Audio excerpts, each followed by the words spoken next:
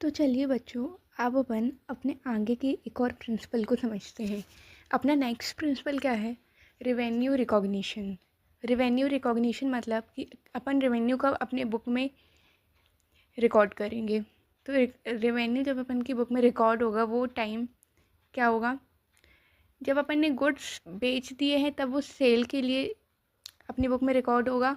जब अपन ने रिसीव किए, परचेज़ किए, तो जब अपन को उसका राइट टू रिसीव अपने पास आ जाएगा तब होगा। जब लीगल राइट अपने पास आ जाएगा गुड्स के उसमें, जब लीगली गुड्स अपने हो जाएंगे तब अपन उसको बुक में रिकॉर्ड करेंगे। जैसे कि एक एग्जांपल लेती हूँ कि अगर आपने अपने ऑफिस या अपनी शॉप में से किसी को भेजा कि आप वहाँ जाके गुड्स लेके आओ, तो जब वो आपके ऑफिस से कोई इंसान जब वहाँ जाके वो गुड्स ले लेगा वहाँ से, तब वो आपकी बुक्स में आ जाएंगे। अगर सामने वाला पर्सन आपकी दुकान तक डिलीवरी देगा तो जब वो डिलीवरी आपके दुकान में आ जाएगी तब अपने बुक्स में रिकॉर्ड करेंगे। तो रेवेन्यू वही होता है, सेल्स ऑफ गुड्स और सर्विस। जब अपन को वो रिसीव हो जाएगी तब अपन उसको बुक में रिकॉर्ड करेंगे। फिर मैचिंग कॉन्सेप्ट क्या होता है, जो कि अपना 8th प्रिंसिपल है। मैचिंग कॉन्सेप्ट मतलब होता है कि रेवेन्यू और एक्सपेंस सेम टाइम के होने चाहिए, सेम पीरियड में होने चाहिए। जैसे कि अगर आपका रेवेन्यू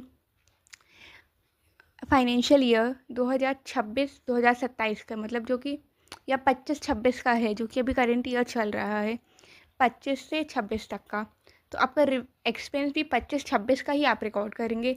26-27 या 24-25 का नहीं रिकॉर्ड करेंगे। जिस साल का अपना रेवेन्यू है उसी साल में अपने जितने एक्सपेंस हुए अपन उसको रिकॉर्ड करेंगे अपनी बुक में।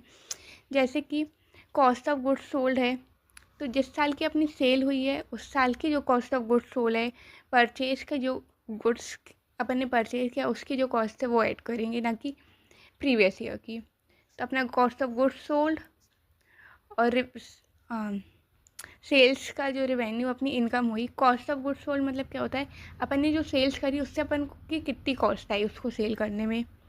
तो परचेज कॉस्ट और उसमें जो भी अपन ने अगर कहीं डिलीवरी करी तो वहाँ तक पहुँचाने की कॉस्ट कितनी आई, तो ये सब अपनी कॉस्ट ऑफ गुड्स सोल्ड में आ जाएगी।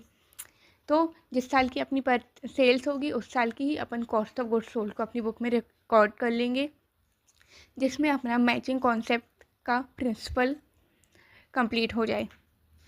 सेम कॉस्ट को और रेवेन्यू को सेम अकाउंटिंग पीरियड में ही अपन अपनी बुक्स में रिकॉर्ड करेंगे। तो ये आपका 2 और प्रिंसिपल यहाँ पे कंप्लीट हो